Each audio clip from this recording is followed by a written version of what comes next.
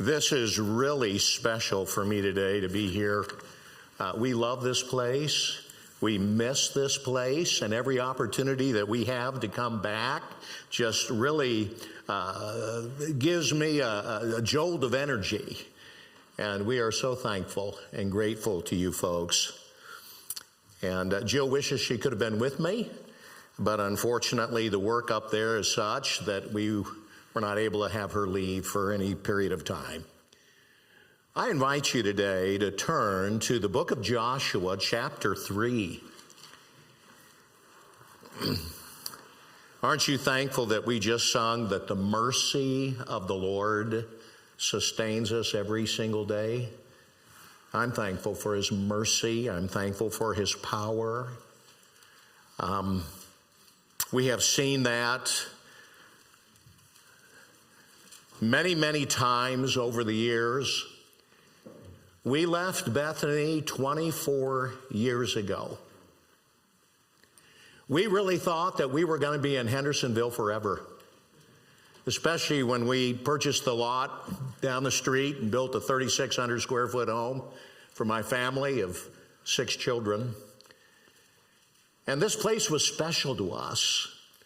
I refer to this as a Body Life Church, a loving place, a place that ministered to us. But you know, the Lord is the one who has created us, made us, equipped us, and He knows exactly how He wants to use us and where He wants to use us. And I think you begin to understand that even more when you get older and you look back on your life. And we have certainly looked back on our life. Many of you in this room remember A.J. Overton. He's with the Lord. Bethany had been supporting him for a number of years there in New York City. He had a ministry to Jewish people. 1 in every 12 people in New York City are Jewish. And I'll never forget the Sunday that he came and I met him in person. I'd seen his picture up on the wall. And he taught at the men's Sunday school, preached in the morning service, talked to us about the Angel Memorial House, and then my wife and I took him to lunch. And as we sat at lunch, A.J. looked at me and he said, "I believe that you're my replacement in New York City." It was that direct. And I kind of laughed. I had never been to New York. But I did tell him, I said, well, you know, this Angel Memorial House, this mission house you have in New York City, can we bring some young people to New York?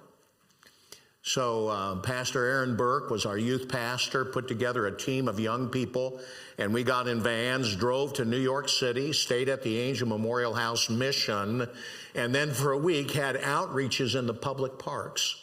The kids had puppets. And we set up all around the city. And I enjoyed it. I learned how to preach in the street, Anderson, South Carolina. I'll never forget the first sermon I preached. I had to write it out on a 3x5 card. I stood behind a car in the Belvedere Shopping Center, Anderson, South Carolina, and I read my sermon. And my knees were knocking. It took me 2 minutes to read that sermon. That was my first experience in preaching. And then I continued to go week after week for 2 years. So I learned how to preach on the street.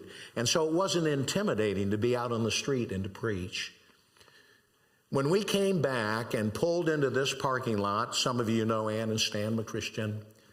They were on that trip as sponsors with the youth, and my wife was unable to go. We had young kids, and Ann and Jill came and met each other. And Ann McChristian looked at Jill and she said this, "You folks are moving to New York City." I didn't know I was moving to New York City. But apparently she and Stan had just observed the freedom and the joy that I had doing the work that we did in the midst of that city. And so to make a long story short, we had to wrestle with where the Lord wanted us and what He wanted us to do. And He used a number of circumstances. One of them was a health scare. and we had to struggle, if we had 8 more years of effective ministry, where would we like to spend that? Doing what? And we felt that if we had an opportunity to preach the message of the imputed righteousness of Christ and his atoning death to as many lost people as we possibly could, that we would invest those 8 years in New York City. Well, that was 24 years ago. And in the kind grace of God, we are still here. And I want to read this text, and then I want to share with you, church family, what you have been able to accomplish with us for the past 24 years. When we set out to go to New York and began the New York Gospel Ministries, the entity that you folks support, it started right here at Bethany. And the first 2 officers of that not-for-profit organization were Bill Jones and Dave Martindale. And then you folks got behind it from the very beginning. And I want you to know that Bethany Bible Church has a beachhead in New York City, Midtown Manhattan. The International Gospel Training Center that we were burdened to see the Lord establish is established in that city. And I want to give glory to God for that, and I want to share some things with you, some of the stories that only God could do to bring this about. And we are grateful for your faithful prayers and giving. This is your story. Joshua chapter 3 and 4. I want to read them in their entirety. It's not going to be a verse-by-verse exposition. I'm going to read these 2 chapters. I want to point out 3 things and then note what God is doing. Then Joshua rose early in the morning, and he and all the sons of Israel set out from Shittim and came to the Jordan. And they lodged there before they crossed. And at the end of 3 days, the officers went through the midst of the camp, and they commanded the people, saying, when you see the Ark of the Covenant. Now, as we read these 2 chapters, I want you to note all of the references to the Ark of the Covenant. There's going to be 17 of them. 17. 3 times it's going to be called the Ark of the Covenant. 5 times it's going to be called the Ark of the Lord. And once it's just going to be called the Ark.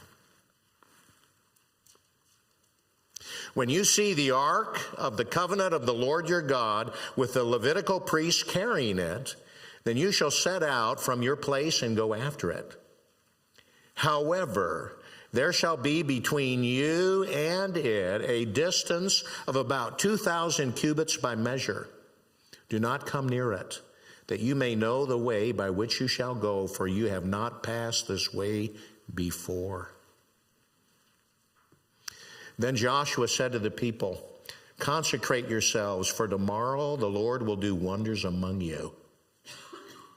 And Joshua spoke to the priests, saying, take up the Ark of the Covenant and cross over ahead of the people. And so they took up the Ark of the Covenant and went ahead of the people. Now the Lord said to Joshua, this day I will begin to exalt you in the sight of all Israel, that they may know that just as I've been with Moses, I'll be with you. You shall, moreover, command the priests who are carrying the Ark of the Covenant, saying, when you come to the edge of the waters of Jordan, you shall stand still in the Jordan. Then Joshua said to the sons of Israel, come here and hear the words of the Lord your God. Joshua said, by this you shall know that the living God is among you, and that he will assuredly dispose from before you the Canaanite, the Hittite, the Hivite, the Perizzite, the Girgashite, the Amorite, the Jebusite. When you can't pronounce words, you just read them real fast. Folks won't know the difference. Verse 11, behold, the ark of the covenant of the Lord of all the earth is crossing over ahead of you into the Jordan. Now then, take for yourselves 12 men from the tribes of Israel, 1 man for each tribe. And it shall come about that when the soles of the feet of the priest who carry the ark of the Lord of all the earth, rest in the waters of the Jordan, that the waters of the Jordan will be cut off.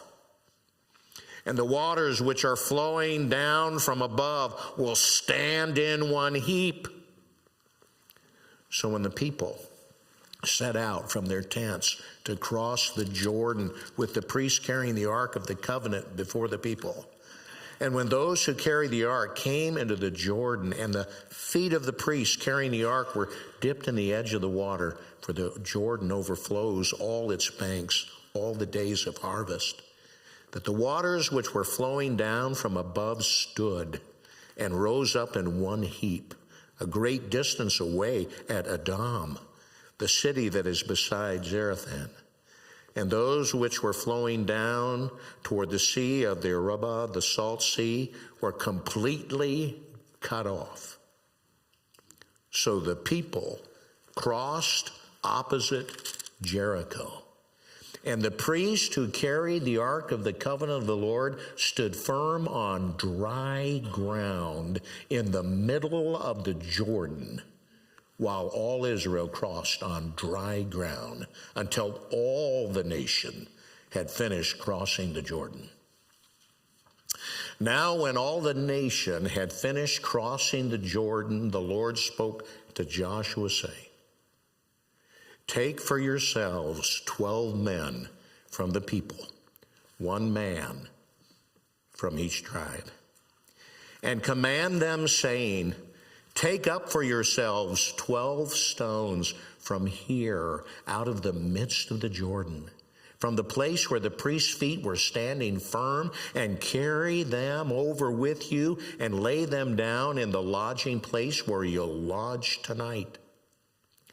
And so Joshua called the 12 men whom he had appointed from the sons of Israel, 1 man from each tribe. And Joshua said to them, cross again to the ark of the Lord your God into the middle of the Jordan, and each of you take up a stone on his shoulder according to the number of the tribes of the sons of Israel. Let this be a sign among you, so that when your children ask later, saying, what do these stones mean to you?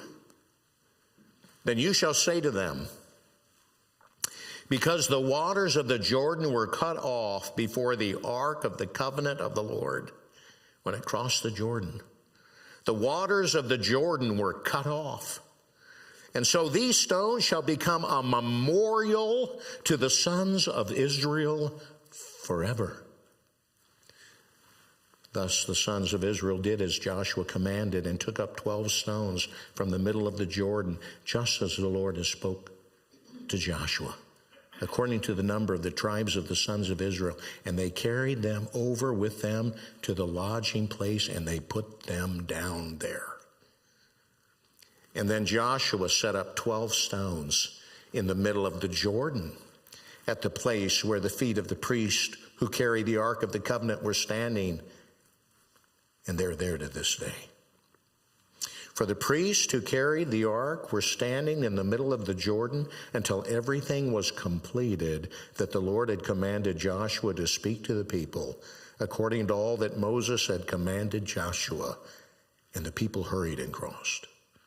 And when all the people had finished crossing the ark of the Lord, and the priests crossed before the people, the sons of Reuben and the sons of Gad and the half-tribe of Manasseh crossed over in battle array before the sons of Israel, just as Moses had spoken to them. About 40,000 equipped for war crossed for battle before the Lord to the desert plains of Jericho. On that day, the Lord exalted Joshua in the sight of all Israel. So they revered him just as they had revered Moses all the days of his life. And now the Lord said to Joshua,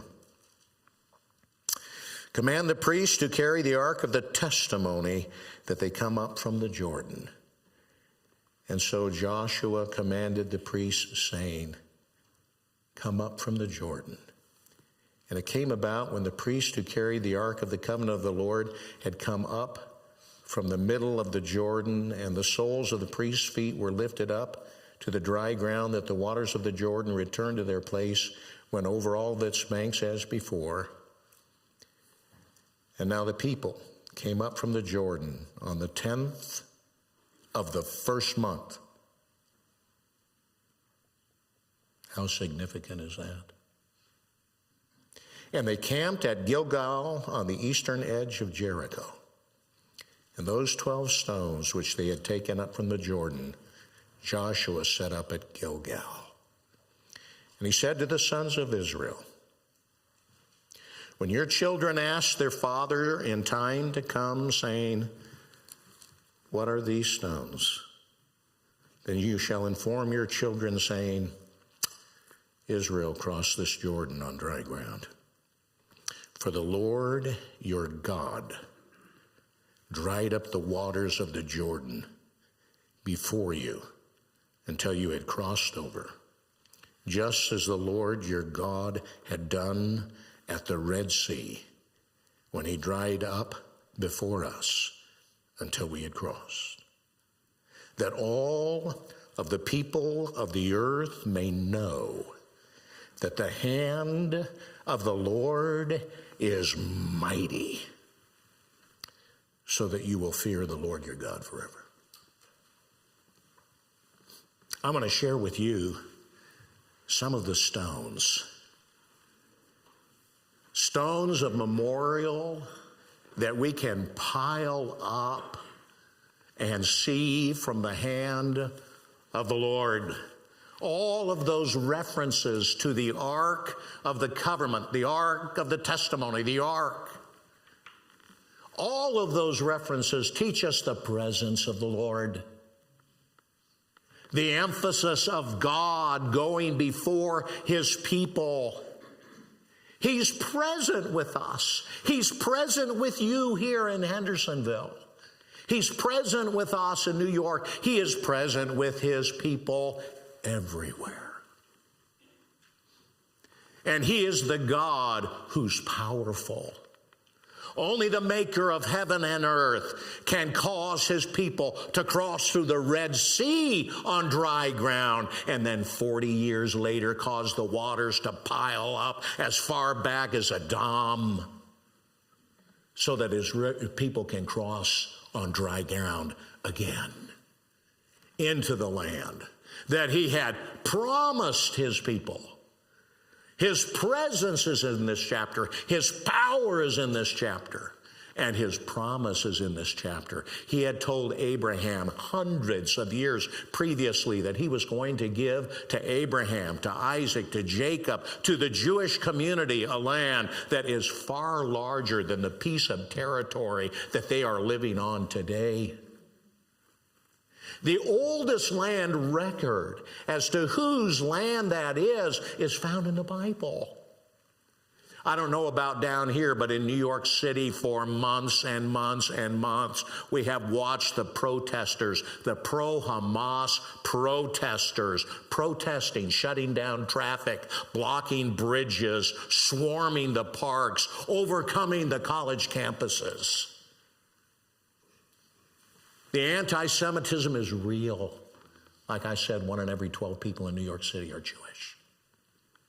And we're experiencing it. But God promised Abraham that he would have a piece of property that would reach clear down to the Nile River, way up to the Euphrates River. And even though Solomon had that territory almost under his grasp, my friend, the day is coming when all of that will be Israel's, because when God makes a promise, he keeps it. He is present with us. He is the powerful God who keeps promises. And we need to remind one another of these things and erect some stones. And so, Bethany, I want to share some stones of God's providence, of God's power, of God's presence. We right now are living in the community called Chelsea in Midtown Manhattan and ministering in Midtown Manhattan, right in the middle of the homosexual capital on the East Coast. They're my neighbors. I provide a pantry to many of them. Many of them sit in the chapels.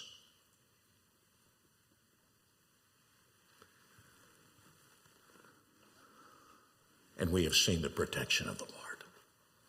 At our first protest last December, we were having a pastor's conference in our location. And they didn't like that.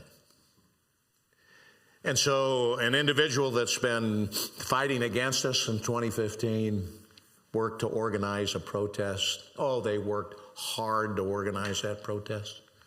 The day of the protest, they had about 20 people out there.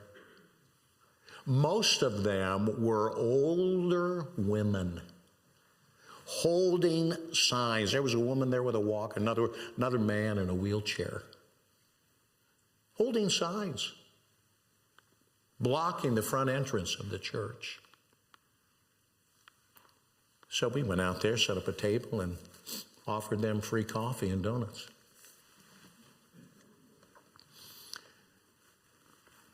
Went up to one of the ladies, and I asked her why she was here. And she looked at me and she said, "Well, who are you?"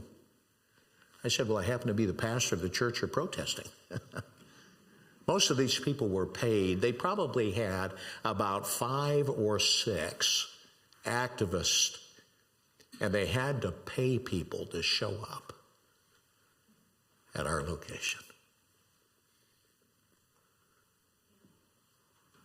But that's where we're located. But the kindness and the grace of God has been in that community for a very long time. And when we went to work in New York, we were working at what is now the Covenant Mercy Mission. It was New York Mission to the Jews. We just changed its name. Covenant Mercy Mission. They had a location there on the east side of Manhattan. They had a $3 million debt that we inherited when we got there. And the debt had to be paid, and those that the mission owed the debt to demanded the sale of the building, so we had to sell that building. And we had no idea where we were going to go. But the Lord did. And I'd heard about a location on the other side of the city. I never investigated it. I had friends that had been in contact with that place and the people that owned it, and they really wanted that location, but I never even looked at it.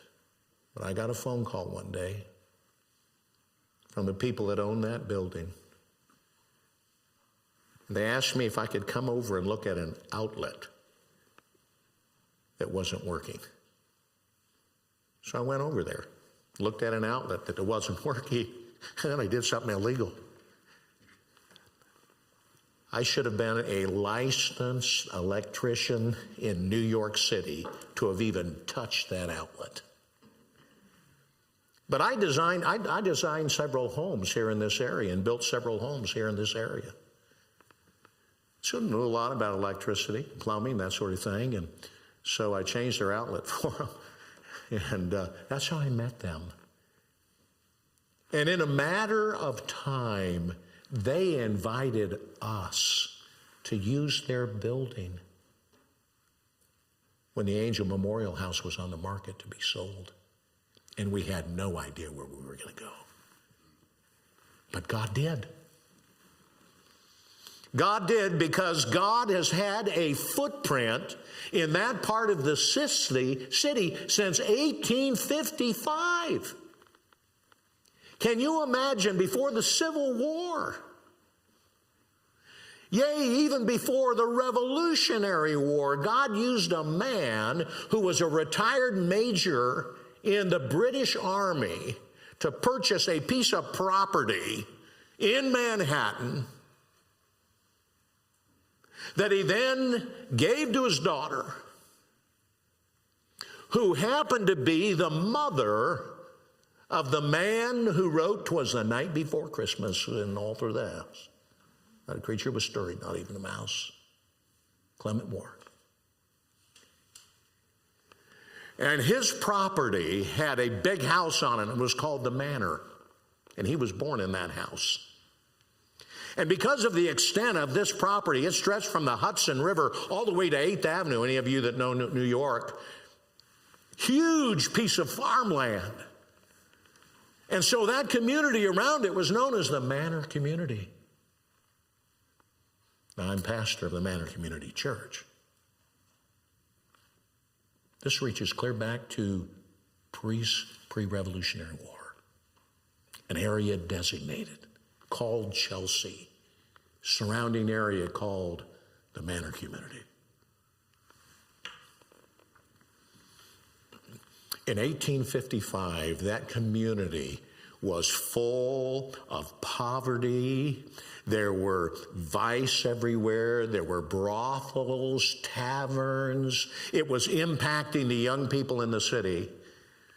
And God moved Christian people. Matter of fact, there was a man, R.G. Pardee. They considered him to be one of the founders of the Sunday school movement here in the United States. Matter of fact, he wrote a little manual on how to start Sunday schools. I happened to see it online a number of months ago, and I purchased it for $30. Old little book. Burden to start a Sunday school in 1854, started that Sunday school in 1855. And he started that Sunday school around the corner from the current church building on the second floor of a tavern on 9th Avenue and 25th Street. We're between 8th and 9th Avenue on 26th Street.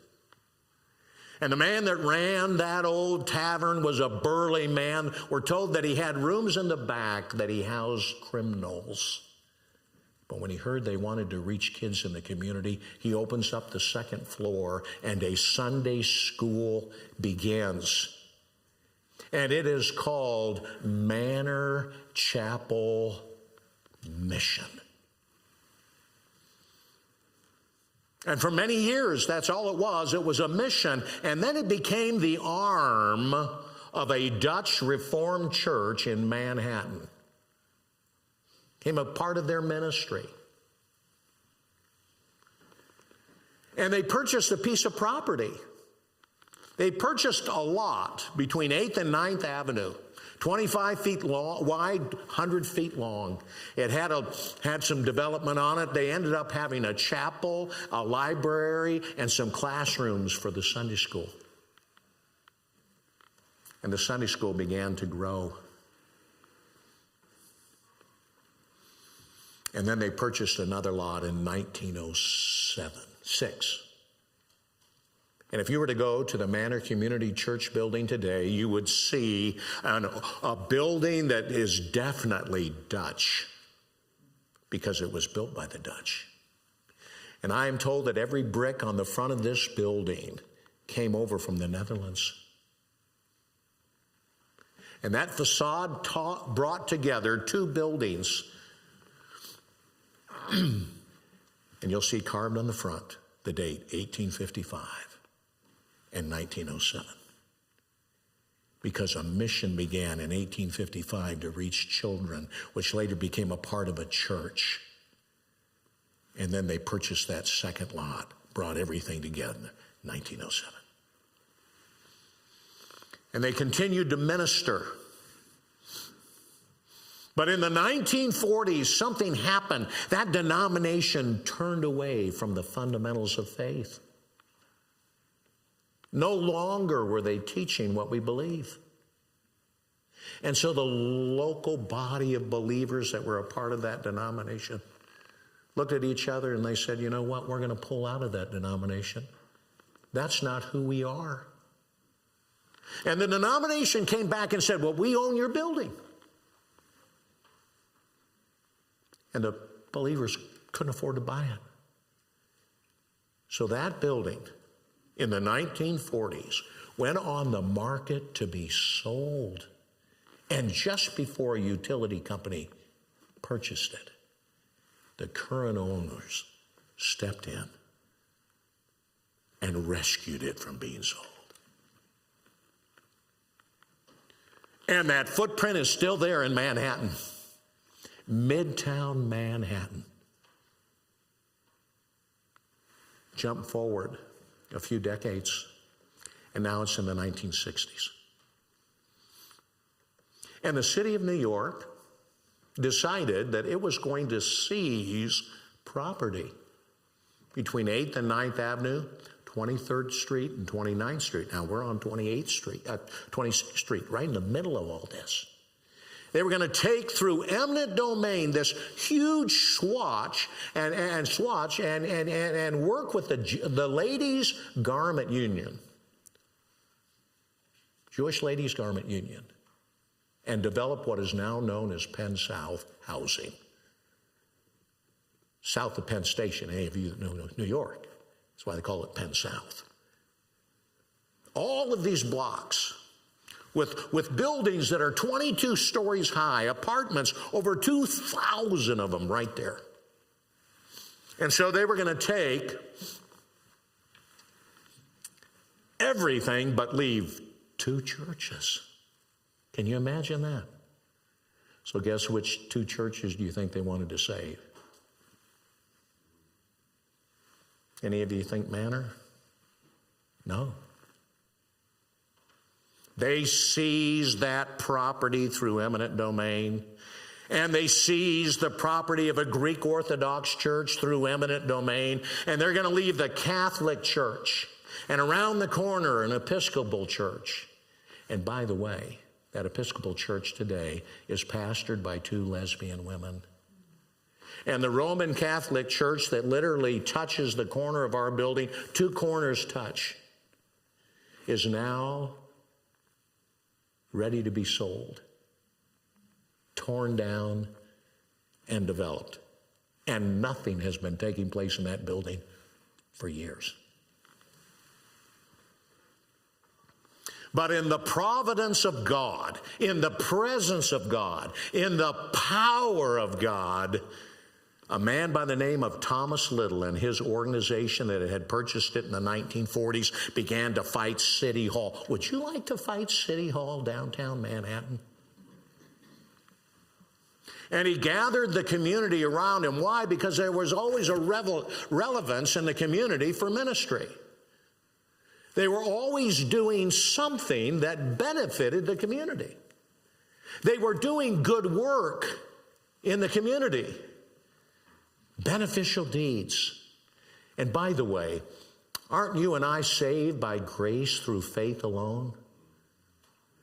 Ephesians chapter 2, 8, 9, for by grace are you saved through faith, and that not of yourselves, it's a gift of God, not of works, lest any man should boast. We memorize that. A lot of kids memorize that here. Most of us adults have memorized that verse, but what's the next verse say? Most people don't have that one memorized.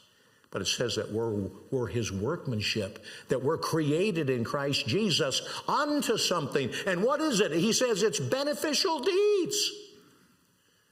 God wants his people involved in meeting the pressing needs of other people. If you have any question about this, you ought to read the letter that Paul wrote to Titus. And over again in that letter, he speaks about doing beneficial deeds, doing good work. And he says this as he closes out that book, is that the church needs to learn to do this. Why? Because the greatest command is to love the Lord our God with all of our heart, with all of our soul, with all our might, with all of our strength. And then the second greatest command is to love our neighbor as ourself. And remember when the Lord said this, and his disciples look at him, well, Lord, who's my neighbor? And then after they ask that question, he tells them the story of the Good Samaritan. The man who is your neighbor is the man who has a pressing need, who needs some help. That's how we show love. And why do we do that? Because our God loved us and met our most pressing need. Why do we serve people? Because our Lord was a servant who benefited us. See, God shows his love by doing things very practical. The mission, covenant mercy mission.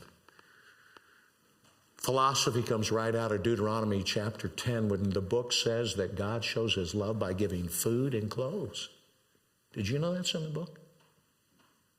And then he turns to his people and says, show love this way. In other words, meet people's pressing needs. And that's why Jesus said in the New Testament that don't be anxious about what you will what? Eat or wear. Because your heavenly Father knows that you have need of these things. And that is why James in his letter says this, your religion is worthless if you can tell somebody to be warmed and filled. You folks have a beachhead in Manhattan, and because of your help, we have been able to help meet the pressing needs of thousands of people.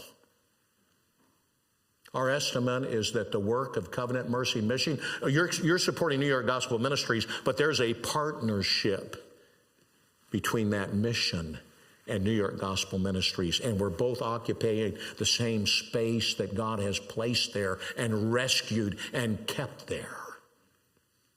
And your funding helps us pay the building expenses. Costs us about $80,000 a year to use that space, and I am not complaining about that at all.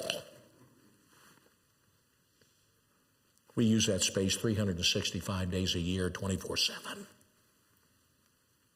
And while the Covenant Mercy Mission has been the recipient of donated food from Trader Joe's, last year I signed tax papers, $3.4 million retail. All that food does not come to the mission. We couldn't distribute it all. But I'll tell you what happens while this food is being distributed. The organization that you are supporting, the New York Gospel Ministries, is holding 6 chapel services every single week. We have 4 of them on Wednesday in 4 different languages. Our first one in Cantonese. Our second one in Mandarin. Our third one in Spanish. And our fourth one in English. And then because of all the English speakers, we have 2 more on Saturday, both in English. And we have found a good use of AI technology. I used to show videos in the Cantonese and Mandarin services because I don't speak either one of those languages. But now we're using AI technology, and I am able to preach in all of those languages. By the way, I use AI for English too. No, I don't. But right now we are preaching through the Gospel of John, and we're in the 3rd chapter. And all these language groups are hearing the same sermons from John's Gospel. That is taking place. Beneficial deed ministry is taking place, and it's always flowed out of that space. And Thomas Little fought the city of New York and won. And that space is still there. You see, God lays a stone down when it's rescued from being sold to a utility company. And then we give him another stone because it's spared from being taken through eminent domain. And because of his advocacy, the Greek Orthodox Church got spared too. Then let's advance just a few more years, and now it's the 1970s, 1973, and war protesters came to Manor and asked the owners if they could stage a protest out of the building.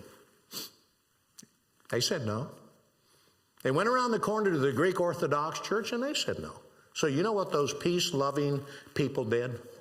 They came back and firebombed both of those buildings and burnt down the Greek Orthodox Church. But in the sovereign power and presence of God, the building that we use today was spared. And another stone is laid down. acknowledging the power and the presence and the promises of God in that ministry. And then about 12 years ago, we're introduced to them. And we're brought across town. We have a place to meet. The only condition is that we had to pay the insurance on the building. We had to pay all the utilities on the building. We had to pay all the repairs on the building. And so we have been working on repairing that old building in Midtown Manhattan, that beachhead that you have in the city, with funds that you've helped give. And I marvel at the fact that God takes me, a man who built homes and loves building. And by the way, I learned a lot of my woodworking right here in Chip's shop. He taught me a lot about this. Now, I hope he never tells you how I destroyed some of his equipment, but I did. And how he pulls up and he smells cherry coming out of his shop, and I was right in there using his cherry. I didn't know cherry from walnut or whatever, but because of his... See, I was trying to get out of not using his cherry, but I didn't know. But I want you to know, it was his kindness that taught me so much. And now I have the joy of repairing that old building. And it's getting a makeover. And Greg was up there, and his son was up there with a friend helping me on that old building. And you can testify what God is doing there. And he's sparing that space again. And because of the kind providence of God, the gospel of God is flowing from that place. In all these chapel services, we have over 350 people speaking different languages coming to those weekly chapel services. And not only that, millions of dollars of help to elderly, sick, poor people is flowing from that place. We're part of your beneficial deed ministry here at Bethany Bible Church. We're part of your evangelistic ministry at Bethany Bible Church. And we're grateful for that. You have no idea how grateful we are for the people that God moves on to continue his work there. And I believe that the Lord is repairing that space for the next generation, should he tarry. And that he began that ministry in 1855 and then sent in 1857 a prayer revival that swept through the city, through the nation, and across the world. And the man who began that prayer revival that God used, we have a statue, a bronze lion-marked statue on loan to us of him, Jeremiah Lamphere, sitting on a park bench. And it sits in the facility that we use. How long, I don't know. We've got to insure it for $100,000 a year. I mean, it doesn't cost me $100,000 a year, okay? It costs about $100 a month. But he reminds us of the people of God, praying for the kingdom work of God and what we get to see God accomplish through his presence, through his power, and through his promises. And I'll close by saying this. Yes, wonderful to have a facility, Midtown Manhattan. You folks took on as a vision to see an international training center established there. Yes, that's taken place. And this calendar year, year 2025, we've hosted 25 different mission groups, churches from around the country. And they come and they get training on the theology of the gospel, the International Training Center. And they're out in the parks, they're out on the street corners, ministering the gospel, singing, preaching, distributing tracts.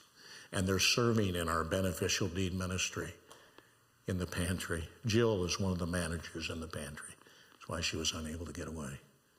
But here is the thing that I want you to never forget.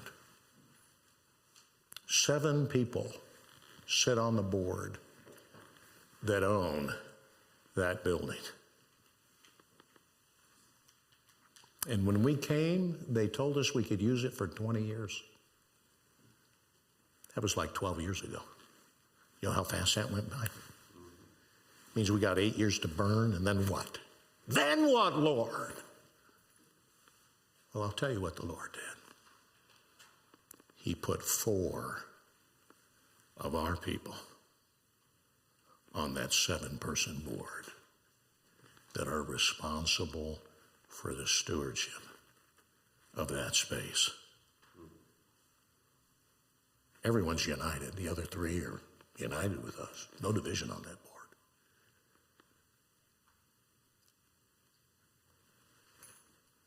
See what God has done? And it's because this little place in Hendersonville, North Carolina, took a step of faith with us 24 years ago to go to one of the most influential cities in the world, where the whole world visits and the whole world lives, to see a training center. And God has done it. So thank you. But it's time for you to come again, okay? Put together another mission trip. You say, well, Bill, you know, we're older here. I get that. My congregation's older. My congregation looks at our pantry, just like the pantry. Why? Because when they asked me to come restart Manor Community Church, they had 1 member left, and he was the retiring pastor. So we stepped into that. And we determined that we were going to invite people from the evangelistic services. And they were older people that needed help with the food pantry. Greg's seen those groups. You can come help in the food pantry. And guess what? You can stay with us. We've got a place for people to stay. So thank you, and the Lord bless you.